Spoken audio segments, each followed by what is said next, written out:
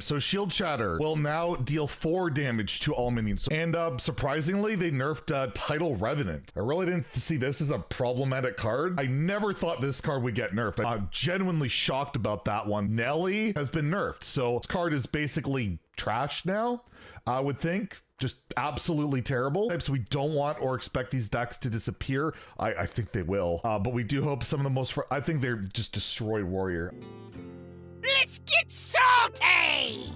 Everyone, Zeddy here again today with a brand new video and with the recent announcement that From the Depths will no longer, well, it might be 4-man actually. All we know is it's getting buffed. We'll have the official buff tomorrow. We'll have a video on that. Stay tuned for that. But with that announcement that From the Depths will be buffed, it will signify that all 4 cards that were nerfed during the Great Warrior Massacre last summer have been either reverted or changed, improved in some way since that time. And I thought it'd be really interesting to take a look at, first off, one dev comment in those patch notes that just aged horribly, but also go over an entire year of failure of the Warrior class as a whole in Hearthstone. What caused it? Was it just this balance patch? And just how did this all come to be, right? Like, how did it all happen? And I just find the whole thing to be just sad because, well, Warrior was the first class I ever got rank 1 legend with, which I think I've repeated probably 20,000 times because yeah, it was kind of a big deal. But yeah, we're gonna go into that. And you know what's not sad though is all the insane support you guys have been showing the channel. We're closing in on that 69,420 subs. We hit that milestone. We got a big giveaway coming, and I do want to clarify with the mini set coming out pretty soon, very likely the next couple weeks. I always do a giveaway for that. That will be separate no matter what. I'm going to be doing a bonus giveaway for that milestone. So hit that sub button, make me go broke. Plus you want to be sub for that other giveaway too. So extra incentive if there's ever been any. Free stuff is always cool. So yes, if you look at the patch notes for this infamous Warrior, well, destruction, an absolute massacre.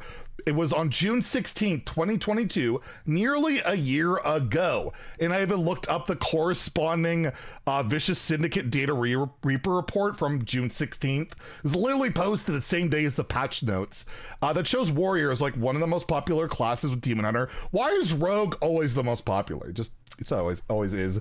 But you take a look at like the tier list at the time at top 1000 legend, Control Warrior and Fell Demon Hunter were top dog, and they were kind of countering Warrior would counter Demon Hunter, and Demon Hunter would like beat almost everything else basically, but Control Warrior was just ridiculous at the time, so it needed to be nerfed, and people expected that. But what people did not expect, which caught me off guard, and even in my review video of this patch, I thought they were outright like deleting the class. I don't know if I'll splice a clip from the that review from like over a year ago, almost a year ago. But yeah, I was even me. Well, I'm very typically, I know I'm negative, but I'm pretty cautiously optimistic about balance patches and all of that. I was like, what is happening? Where they saw Shield Shatter get nerfed, Tidal Revenant, Nelly's Pirate Ship, From the Depths, and that wasn't even all of it, right? There was also indirect nerfs as well to the deck. Mr. Smite got nerfed, which is a big part of it. School Teacher got nerfed, which was a big part of that deck. It was crazy. And what's the dev comment I'm referring to? Well, buckle in, this one's pretty good. The dev comment said here, both Charge Warrior and Control Warrior variants have been overperforming on the ladder and trend towards higher and higher win rates the further up the ladder you climb. These decks share several key cards, and this batch of changes intended to lower the win rates of both of those archetypes. We don't want, this is where it gets good, we don't want or expect these decks to disappear entirely after the changes, but we do hope that some of the more frustrating plays that they are capable of, such as Nelly creating one-cost Mr. Smite, will be removed or weakened going forward. Well, they certainly accomplished that. Yeah, the class went from this tier 1, you know, really big, strong powerhouse of a deck to, if you look at the very next Reaper report, June 23rd, 7 days later, where do they have Warrior positioned? Well, you can't find it tier 1, tier 2, or tier 3. You had Control Warrior all the way down to tier 4, and Quest Warrior being the only other playable warrior deck.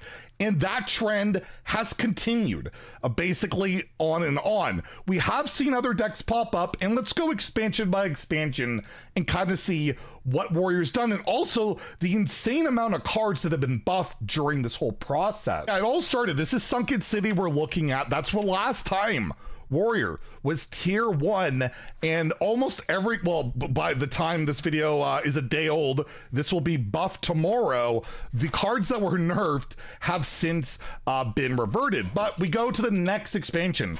Castle Nathria introduced a more enraged style to the game. We saw Animal Extractor, which, by the way, I will say, this card's outright broken. This is a nutty, busted card. If you ever face it, you know it's good, right? But they had to buff the location.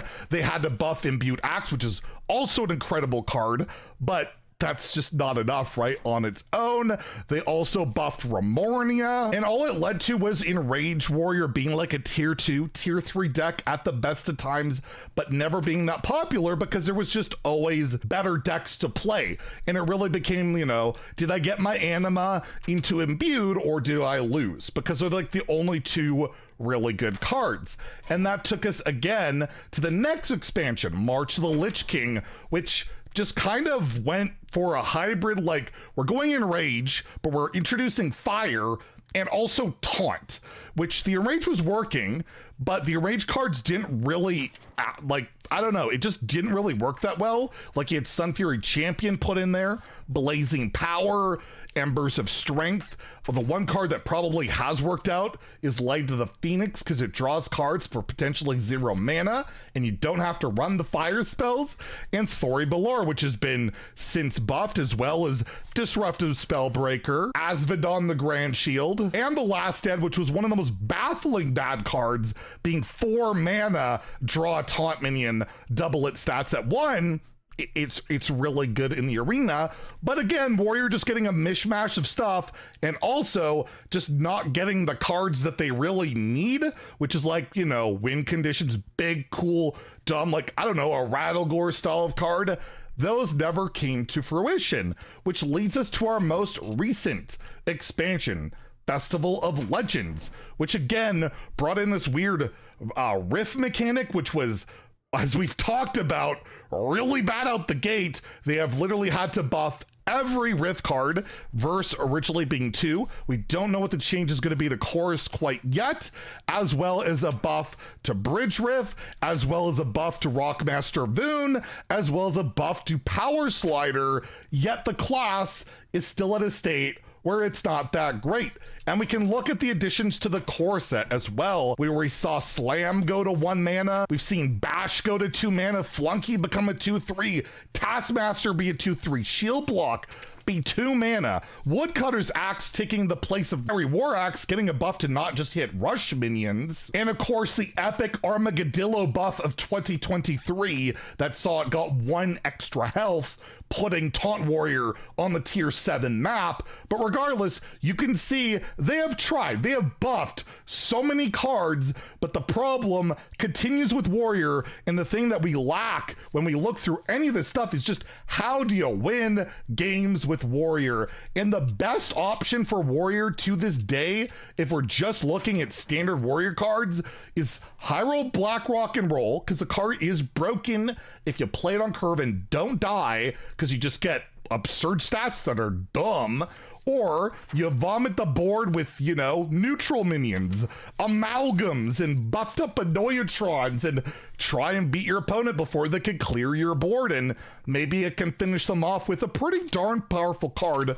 One that I thought would be not as good, but it's pretty good. The 1 Amalgam Ban, which I remind you is a neutral card. That's basically all that Warrior has going for it.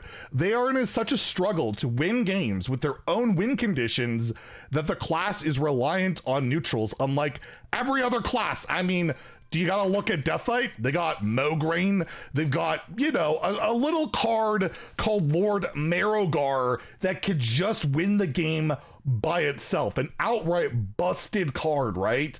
Can just win.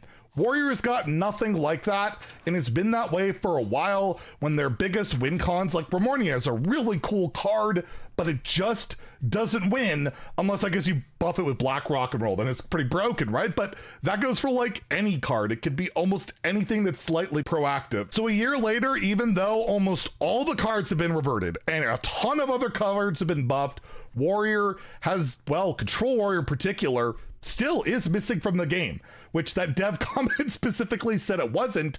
But the truth of the matter is, if they hadn't made any of those changes with the way the game progressed in Nathria and the Lich King and the Deathlight class, I don't think Warrior would have been competing regardless. Those cards already got power crept by the incredible win conditions of, let's say, a unnerfed Sire Denathrius, right? Or, I mean, just you take a look at a card like Astalor, which Warrior can play, but can outvalue a Warrior almost by itself, especially with like Shadow Steps and all of that. And I guess the other thing is, like, since then, we've seen like infinite value attached to Mage. It's been attached to Priest as well, where you have, you know, infinite spells. Again, Deathlight has infinite damage with their Mograine. Warrior just doesn't have anything like that. So it's hard to compete if you're trying to play a control strategy against infinite whatever, or just broken combos. And then when you're trying to play a board game, other classes just do it better. Or if you look at like Unholy DK, they just kind of do it newer, a lot more fun, and people are just more excited to play it. You know, like Enraged Warrior had decent numbers, but people just don't want to play because there's something newer and better to play for a lot of this stuff. So I think Warrior, the main problem, and I've been saying this for a while, they just need good cards. They need a good win condition, and they need it to be really cool, like Rattlegore. I want a new Rattlegore. For the current day and age, where a Rattlegore style card back in the day kind of won, even though Igzar at one point like made fun of Kibler for that. That was pretty funny. But still, I'd like to see something like that for Warrior. That's what they really need. And buffing a million cards will not, you know, really do the trick. Maybe from the depths will. You never know. But it typically doesn't do the trick unless you're able to win games. Because honestly, Hearthstone's kind of about that. Anyways, let me know what you think in the comments below about the current state of Warrior and just my ramblings of a rambler. And tomorrow we'll go over the official patch notes, the balance changes, and I'll probably get mad and happy about some of them. So we'll talk about that. If you enjoyed the video, please like and subscribe. Have a great day and stay salty, my friends.